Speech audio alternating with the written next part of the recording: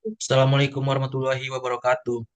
Perkenalkan kami dari kelompok 3 dengan beranggotakan dengan saya Muhammad Fikri dengan NIM 607012330042. Sekarang menangani dengan 60701230103. Dengan saya Culiza Ramadhani dengan NIM 60701230006. Di sini kami akan membahas Dynamic System Development. Apa itu Dynamic System Development?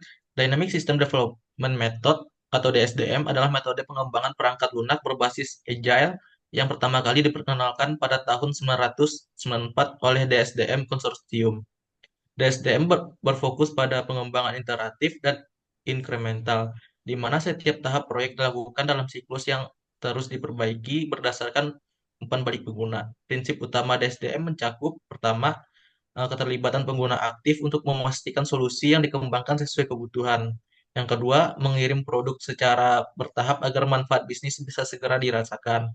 Yang ketiga, time boxing atau batasan waktu yang ketat untuk menghindari keterlambatan proyek.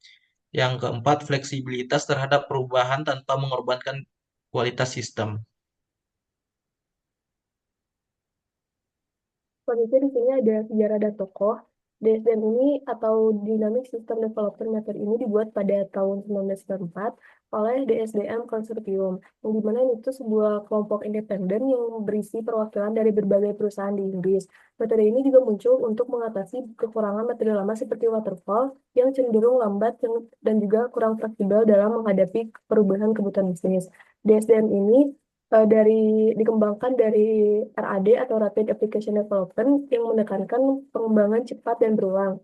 Metode ini juga lebih terstruktur dan memiliki prinsip utama, yaitu yang pertama ada pengguna harus terlibat secara aktif, yang kedua produk harus dikirim secara bertahap dan berulang. Lalu pekerjaan harus selesai sesuai batas waktu yang telah ditentukan atau time boxing.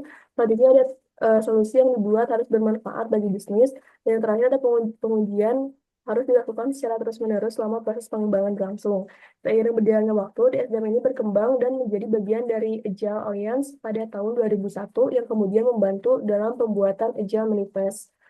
Selanjutnya di sini ada tokoh.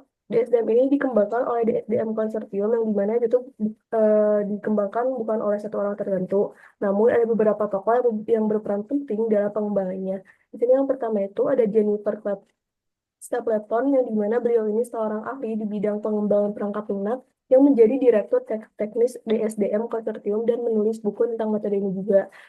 Selanjutnya ada Eric Van Bennekom, yang dimana beliau ini salah satu dari 17 penulis Agile Manifest yang mewakili DSDM Konsortium dalam pertemuan pembentukan Agile Manifest pada tahun 2001.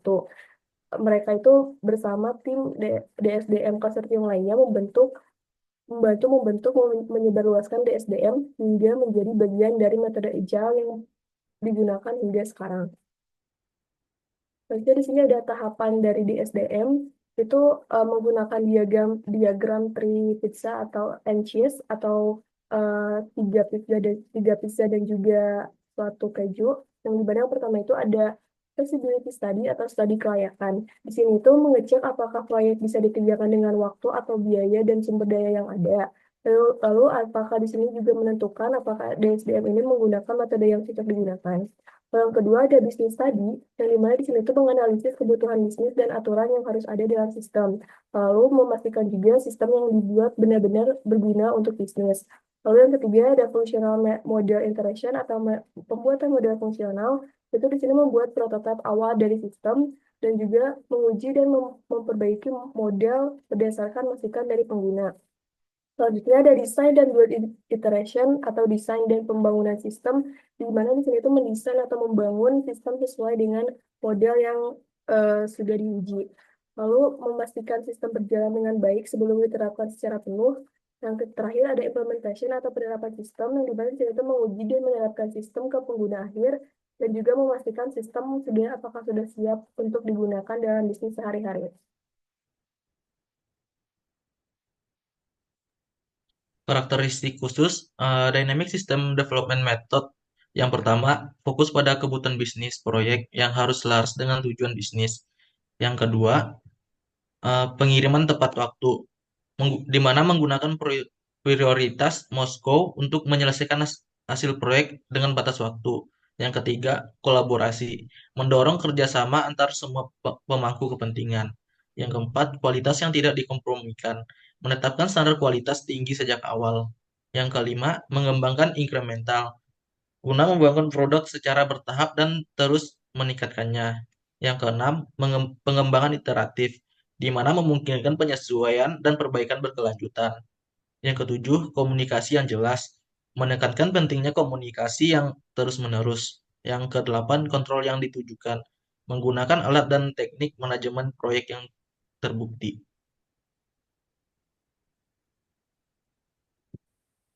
Selanjutnya ada kelebihan dan kekurangan. Kelebihannya yaitu yang pertama, kontrol dan monitoring yang baik. Yang kedua, pendekatan fleksibel dan iteratif. Yang ketiga, skalabilitas tinggi. Yang keempat, mengatasi kelemahan metodologi yang lama. Kemudian kekurangannya adalah kurang fokus pada pemrograman, rentan terhadap perubahan yang tidak terkelola dengan baik, bergantung pada keterlibatan user yang aktif, dan terakhir, kurang cocok untuk sistem yang membutuhkan stabilitas tinggi.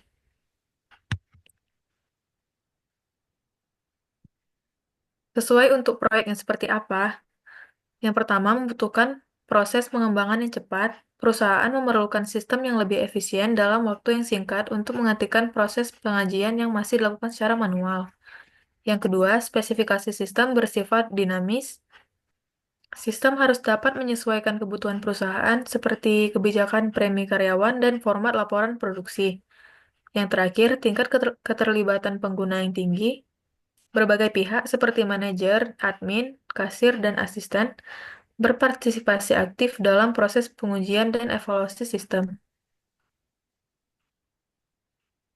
Berikut adalah referensi dari kelompok kami.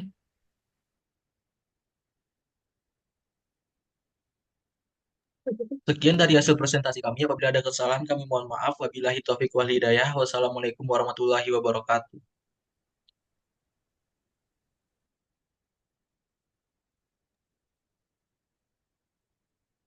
Damai, udah. Bentar. Um, Terus